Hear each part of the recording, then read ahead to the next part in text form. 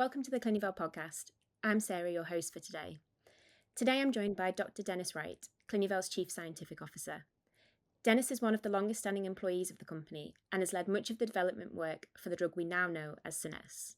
Hi Dennis, thanks for joining us today. No, thank you for having me, Sarah. Now Dennis, you've had quite the journey with Clinuvel and it feels like you've seen everything, but today we want to focus specifically on the development of afamelanotide.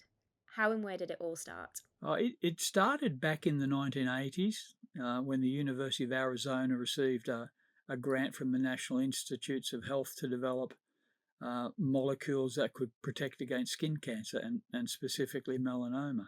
Okay, and how did they decide, where did afamelanotide feature in those molecules?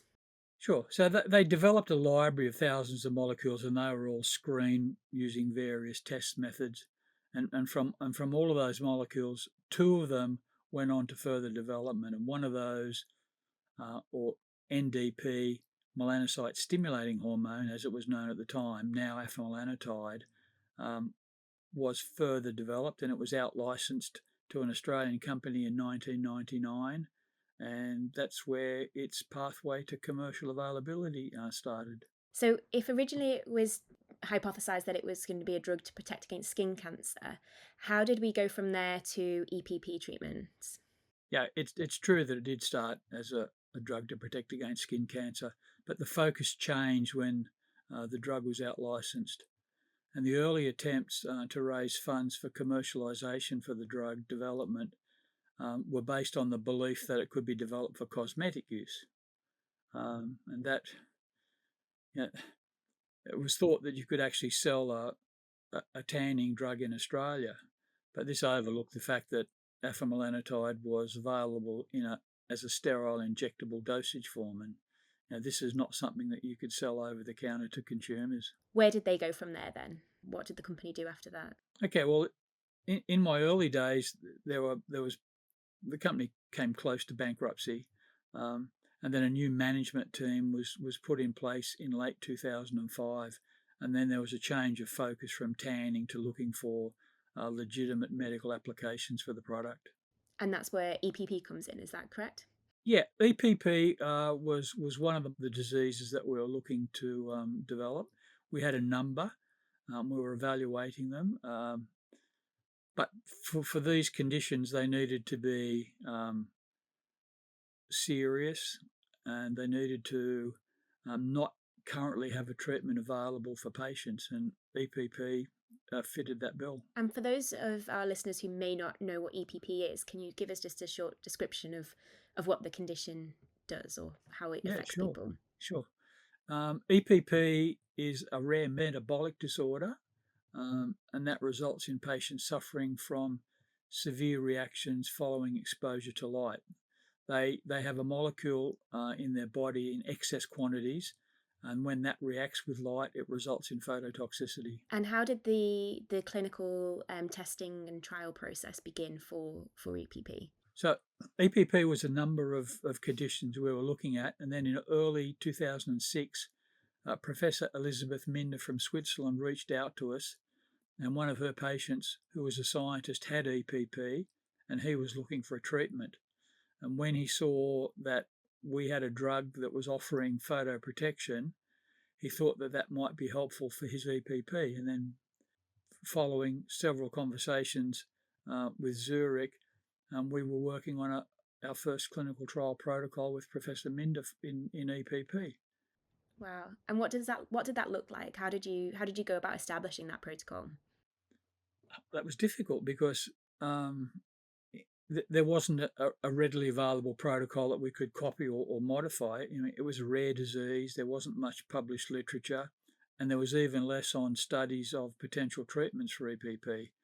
So, for us, it was for us and for Professor Minder's team, it was a huge learning process.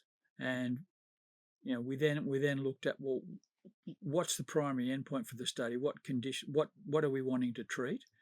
And the most important clinical issue for the patients was that the phototoxic reactions which they experience and the pain associated with that and the impact that has on their life. And so that became the primary endpoint for our study.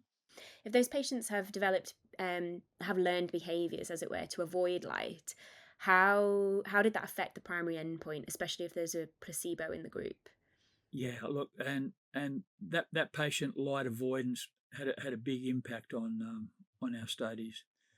Uh, as I said, initially we thought the number and severity of phototoxic reactions would be a good endpoint, but when you looked at what patients did and they avoided the light, then those events weren't very, very common. And so we then needed to look for an alternative. And the alternative we came up with was the amount of time that these patients could spend in sunlight without experiencing phototoxicity.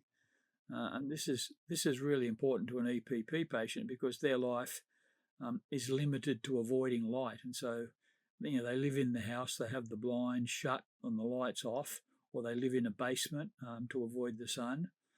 And yeah, for us, the amount of time that they could spend in direct sunlight without having the phototoxic reactions occurring was important for their life.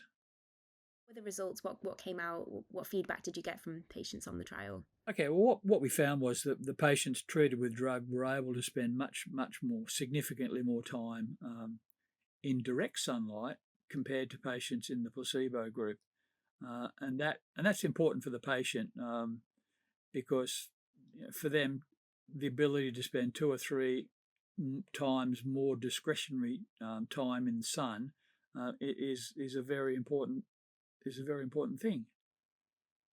Yeah, that must have been And incredible. yeah, it was, and so and that together with other like the quality of life was improved as well. So we measured that. Yeah, it was a really positive outcome from the clinical studies.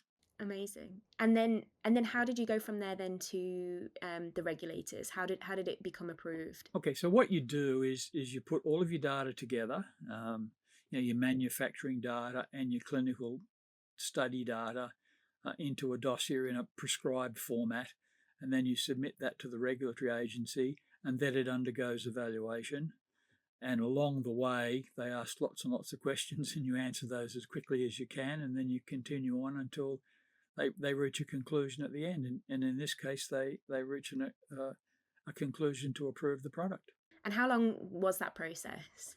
Well, the development process started in 2006, the clinical process, and we submitted our dossier in 2012.